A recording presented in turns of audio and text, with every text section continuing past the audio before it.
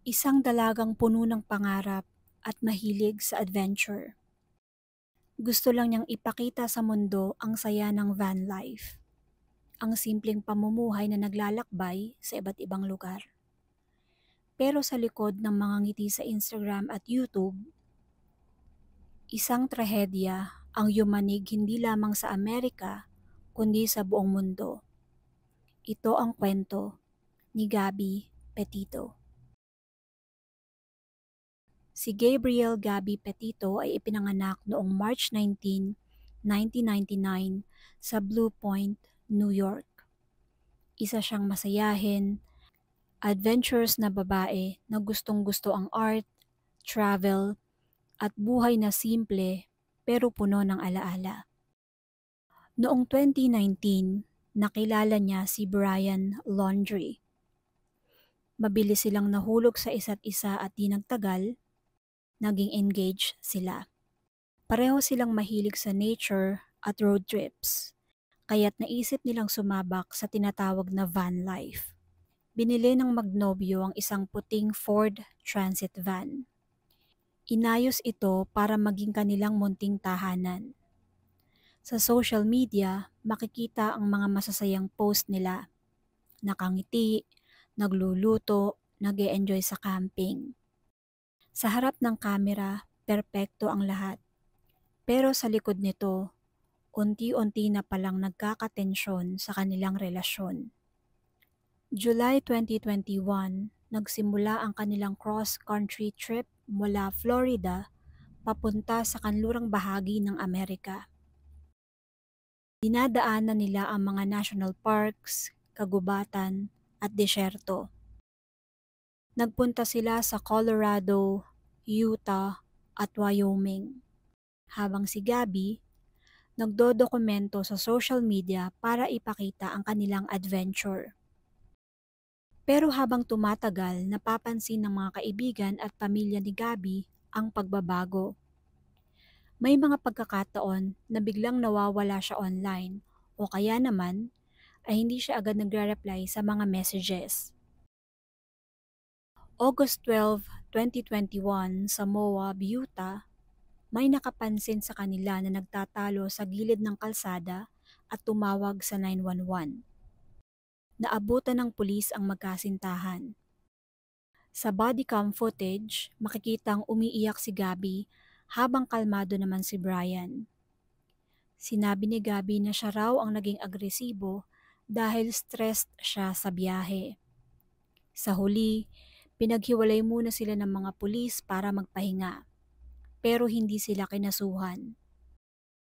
Para bang isang senyales na may isang malalim na problema, pero hindi ito agad nakita. Pagkatapos ng insidenteng iyon, ipinagpatuloy nila ang biyahe papunta sa Wyoming. Noong huling bahagi ng Agosto, nakita pa si Gabby na masaya at kumakain sa isang restaurant sa Jackson Hole. Pero ayon sa mga testigo, nag-aaway daw sila ni Brian doon. Malakas, tense, at hindi pangkaraniwang away ng magkasintahan. September 1, 2021, bumalik mag-isa si Brian sa bahay ng kanyang pamilya sa Florida. Dala ang van, pero wala si Gabby. At higit pang nakapagtataka, hindi niya agad sinabihan ang pamilya ni Gabby tungkol dito. September 11, 2021, nag-file ng missing persons report ang pamilya ni Gabby. Sabi ng kanyang ina, ang huling message na natanggap niya ay parang hindi si Gabby ang nagsulat. Pagkatapos nito, nagsimula na ang nationwide search. September 19, 2021, matapos ang ilang araw na malawakang paghahanap, natagpuan ang labi ni Gabby sa Grand Teton National Park sa Wyoming. Siya ay 22 years old lamang.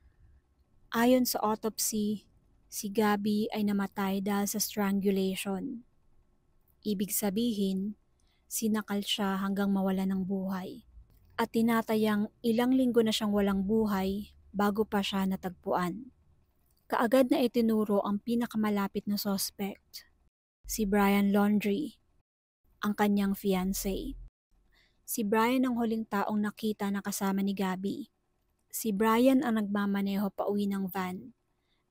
At si Brian din ang tumangging makipagtulungan sa mga investigador. Ngunit bago pa maiharap sa korte si Brian, siya ay tumakas. Iniwan niya ang kanyang cellphone at wallet at naglakad siya papunta sa isang nature reserve malapit sa kanilang bahay sa Florida. October 20, 2021, natagpuan ang mga labi ni Brian Laundrie sa loob ng Carlton Reserve. Kasama ng kanyang labi ay isang notebook. Doon inamin ni Brian ang kanyang pagpaslang kay Gabby. Sinabi ni Brian na aksidente ang nangyari at hindi niya intensyong paslangin ang kanyang fiancé na si Gabby. Pero malinaw sa otoridad na si Brian ang responsable.